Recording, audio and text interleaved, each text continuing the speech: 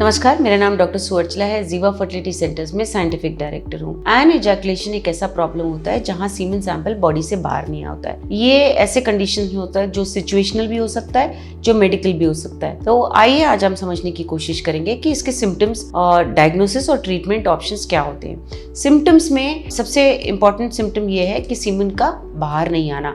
तो जब सीमेन बाहर नहीं आता है तो उसे एन इजैकुलेशन कहा जा सकता है। ये एक बड़ा प्रॉब्लम बन सकता है, स्पेशली जब एक कपल प्रेगनेंसी के लिए कोशिश कर रहा है और मल्टीपल अटेम्प्ट्स के बाद भी प्रेगनेंसी नहीं आ रहा है इस कारण की वजह से, तब पेशेंट्स यूजुअली फर्टिलिटी स्पेशलिस्ट के पास जाके इसके बारे में ट्रीटमेंट ऑप्शन समझने की कोशिश करते हैं। तो कारण क्या हो सकते हैं? साइकोलॉजिकल कारण भी हो सकते हैं या सर्जरीज हो सकते हैं, प्रोस्टेट या ब्लैडर रिमूवल जैसे सर्जरीज, जिसकी वजह से ये एन इजैकुलेशन हो सकता है। रेट्रोग्रेड इजैकुलेशन, जहाँ पे जो सीमेन है वो वापस यूरिन बैग में चले जाता है, उसे रेट्रोग्रेड इजैकुलेशन कहते हैं। ये भी एक कारण हो सकता है। इसके बारे में भी ठीक से जांच करना चाहिए।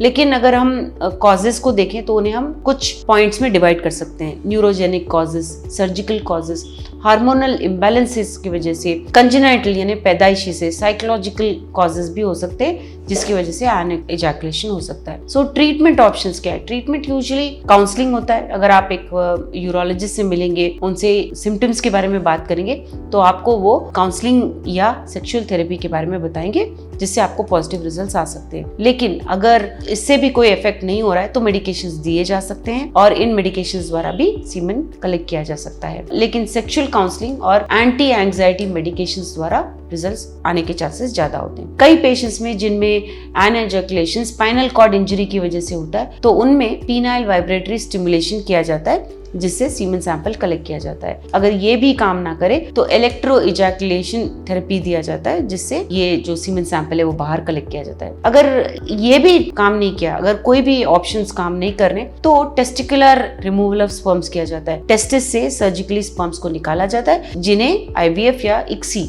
इंट्रासाइटोप्लाज्मिक स्पर्म इंजेक्शन प्रोसीजर के लिए यूज किया जाता है। ये समझ लीजिए कि एन इजैकुलेशन उतना कॉमन प्रॉब्लम नहीं है, बट खुल के पेशेंट तभी बात करता है जब उनको बच्चे नहीं हो रहे होते हैं। इसीलिए अगर आपको ये प्रॉब्लम हो रहा है तो आपको एक यूरोलॉजिस्ट को संपर्क करना चाहिए और इसके ट्रीटमेंट ऑप्शंस को समझना चाहिए। इन ट्रीटमेंट ऑप्शंस को अगर आप लाइफस्टाइल चेंजेस के साथ, सेक्सुअल थेरेपी के साथ और इमोशनल स्ट्रेस और एंग्जाइटी मैनेजमेंट के साथ करेंगे तो इसके रिजल्ट्स अच्छे रहेंगे। इसके बारे में और जानकारी के लिए अवश्य जीवा फर्टिलिटी सेंटर्स आइए।